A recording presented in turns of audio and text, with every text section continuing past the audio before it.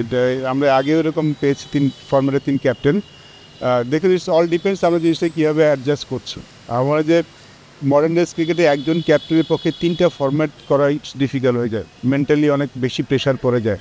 So it's not bad actually যে 3 format 3জন 3ভাবে captain captaincy করলো, but এটা অনেকখানি ডিপেন্ড করে যে ওই 3 ক্যাপ্টেনকে সবাই কত সাপোর্ট দিচ্ছে। আমাদের সবাই যদি সাপোর্ট দেয় এটা বরং কাজে দেয়, একজন ক্যাপ্টেন যেমন চিন্তা করতে পারে। কারণ যেটা বললাম যে এখন যেহেতু ফরম্যাটটা খুব দ্রুত চেঞ্জ হয়, একটা ফরম্যাট আরেকটা ফরম্যাটে আমরা খুব শিগগিরই চলে যাই।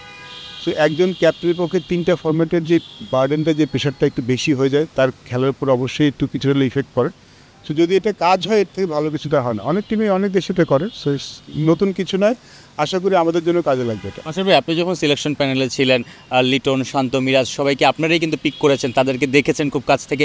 লিডারশিপ গ্রুপে এখন তারা 3 ফরম্যাটে 3জন ক্যাপ্টেন, আর তাদের ওই ব্যাপারটা কেমন দেখেন যে লিডিং দেওয়ার মতো অবস্থা, এবং যেটা সমস্যা অনেকে বলছে হতে পারে, আপনার কাছে কেন মনে হয় যে কোনো সমস্যা হবে না? সমস্যা হবে না ইন এ সেন্স যে এই কয়জন কিন্তু একসাথে ক্রিকেট খেলছে অনেক দিন ধরে, এবং আমরা শুরু থেকেই উঠে আসছি একসাথে, এবং তাদের মধ্যে বন্ডিংটা আমি দেখেছি খুব ভালো। খুব একটা ইগো প্রবলেম আমি কখনো দেখি নাই।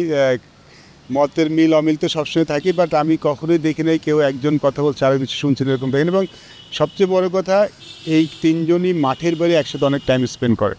সো বন্ডিংটা আসলে সেখানে তৈরি। আমরা মাঠের বন্ডিংটা দেখি, বাট বন্ডিংটা বেশি তৈরি হয় মাঠের বাইরে। সেই 3জন মাঠের বাইরে একসাথে অনেক সময় কাটায়, আমি দেখেছি এদেরকে। সো আমার মনে হয় যে এক্ষেত্রে এই 3জনকে সাপোর্ট করবে। So as a human being আমি শান্তকে চিনি, ইজ ভেরি নাইস। আমি মিরাজকে খুব ভালোভাবে চিনি, লিটনকেও চিনি। তো এরা সবাই খুব ভালো কোঅপারেটিভ। যখন শান্ত ক্যাপ্টেন ছিল, মিরাজ কিন্তু অনেক হেল্প করতো। So I am sure Miraz captain যে শান্ত সেটাই করবে। সো আমার মনে হয় যে এটা ভালো কিছুই হবে। লেটস আমরা আসলে শুরুতেই নেগেটিভ জিনিসের চিন্তা না করে let's hope for the best. যদি ভালো হয়, এটা বাংলাদেশ ক্রিকেটের জন্য খুব ভালো হবে।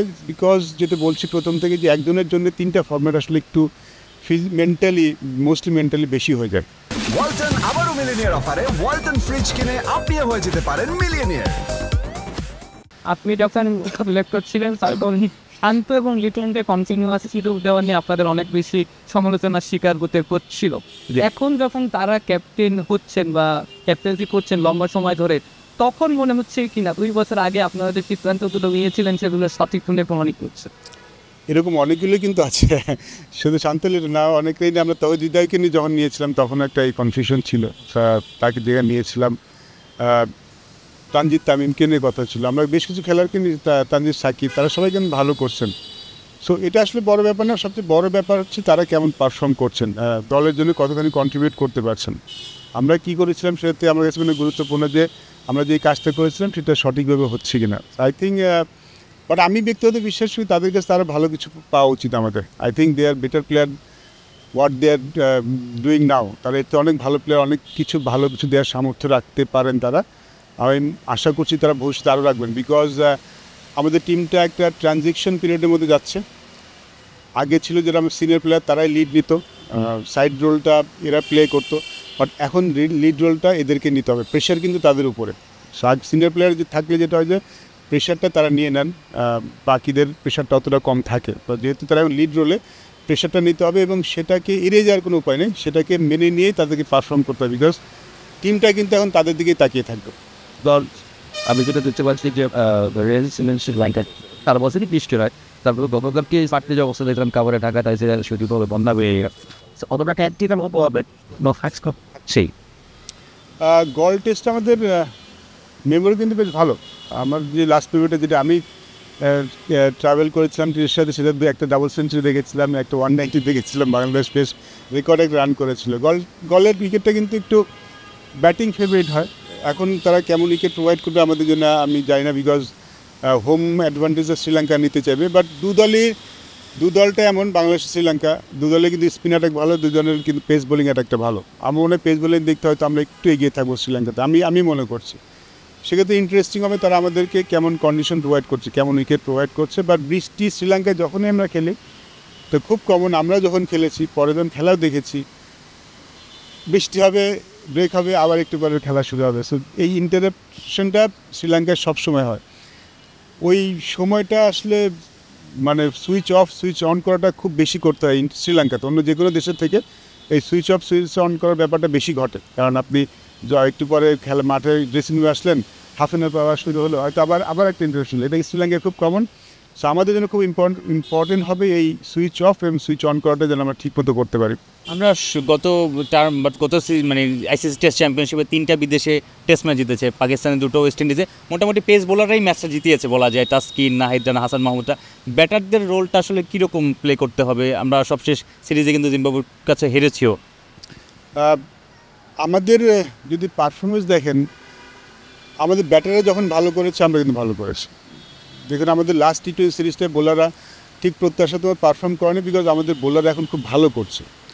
যদি আমার টেস্ট সিরিজে ভালো করতে হয়, ভালো করা মানে কিন্তু জয়ের কথা বলছি, তাহলে কিন্তু আমাদের ব্যাটারদের ভালো করতে হবে। এবং আপনি যদি আমাদের হিস্ট্রি দেখেন, আমাদের পাস দেখেন, প্রেজেন্টও যদি দেখেন, আমাদের টপ 5 যখন রান করেছে বাংলাদেশ শুধু ভালো করেছে, টেস্ট ম্যাচ, ওডিআই, সব ফরম্যাট। সো মানে এই আমরা টেস্ট সিরিজটা যেহেতু প্রথম খেলছি, টেস্ট সিরিজ নিয়েই কথা বলি, আমাদের এই টেস্ট সিরিজের সাফল্যটা ডিপেন্ড করবে আমাদের টপ 5-এর উপর, আমি মনে করছি। আই থিঙ্ক আমাদের বোলাররা ভালো করবে। বোলারদের কাছ থেকে আমার কনফিডেন্স অনেক বেশি, বাট আমাদের টপ 5-এর উপরে মনে হয় অনেকখানি ডিপেন্ড করবে। তারা সেখান থেকে যদি অ্যাটলিস্ট 2জন ব্যাটসম্যান যদি রান না করে, তাহলে আমরা স্ট্রাগল করবো। বা টপ 5 যদি ক্লিক করে, আমরা এই টেস্ট সিরিজে ভালো খেলছি।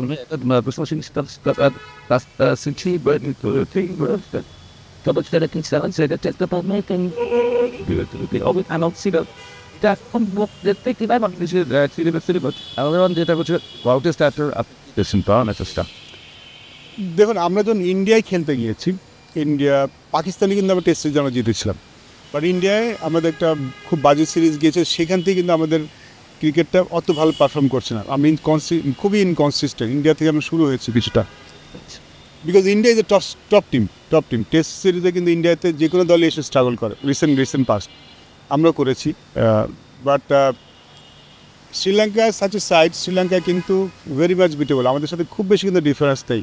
হয়তো ব্যাটিংয়ের দিকে হয়তো ওরা একটু বেটার, ওদের টপ ওরা ব্যাটিং আমাদের ভালো, যেটা প্র্যাকটিক্যাল ফ্যাক্ট।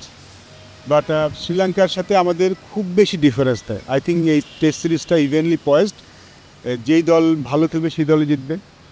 এবং শ্রীলঙ্কানরাও কিন্তু আমাদের সাথে যখন গেলে কাইন্ড অফ যে ওরাও চায় যে এই দলটাকে হারানো সম্ভব, দুই দলে কিন্তু একই রকম সিদ্ধান্ত করে মাঠে নামছে।